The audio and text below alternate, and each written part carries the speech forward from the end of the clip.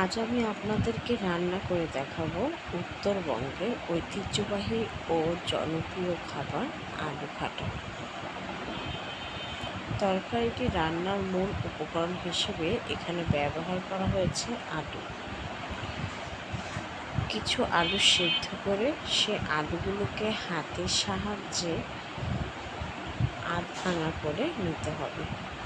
যারা যারা আমার চ্যানেলটিকে সাবস্ক্রাইব করেননি তারা দয়া করে আমার চ্যানেলটিকে সাবস্ক্রাইব করুন এবং ভিডিওতে একটি করে লাইক দিয়ে যাবেন। আলুগুলোকে হালকা ভেঙে নেওয়ার পর তাতে সামান্য পরিমাণে পানি দিয়ে আলুগুলোকে কিছু সময়ের জন্য ভিজিয়ে রাখতে হবে। এতে করে আলুগুলো আগের চেয়ে একটু নরম হয়ে যাবে।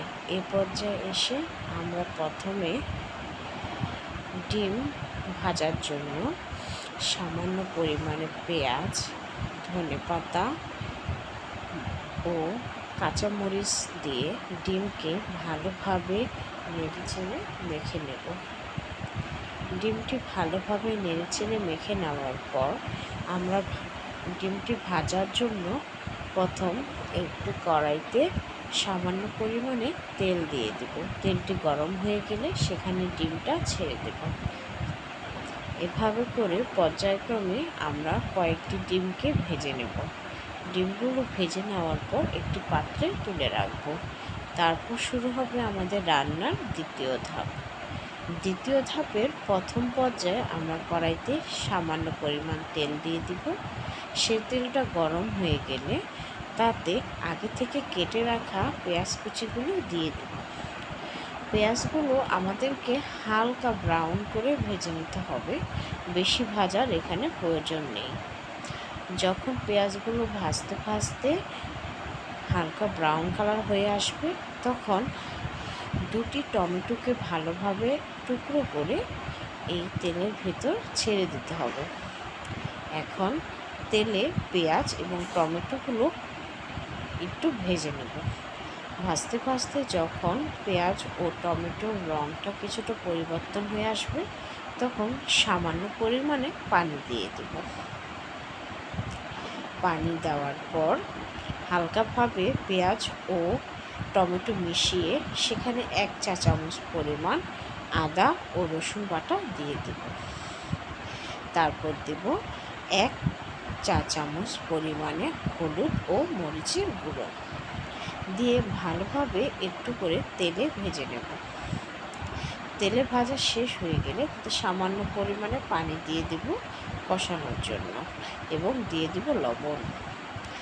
যখন টমেটোটা কিছুটা নরম হয়ে আসবে এবং তেল উপরে উঠে আসবে তখন আগে থেকে ভিজিয়ে রাখা সেই আলুর মিশ্রণটি ঢেলে দিতে হবে।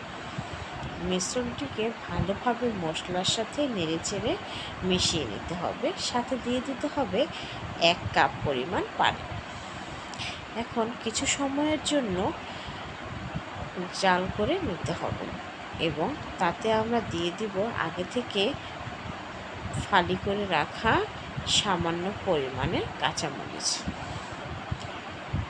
যখন তরকারির ঝোলটি ফুটতে শুরু করবে এবং তরকারির ঝোল কিছুটা হলে কমে আসবে পানি, তখন আমরা আগে থেকে ভেজে রাখা ডিমগুলো একটির পর একটি ভালোভাবে ছড়িয়ে দেব।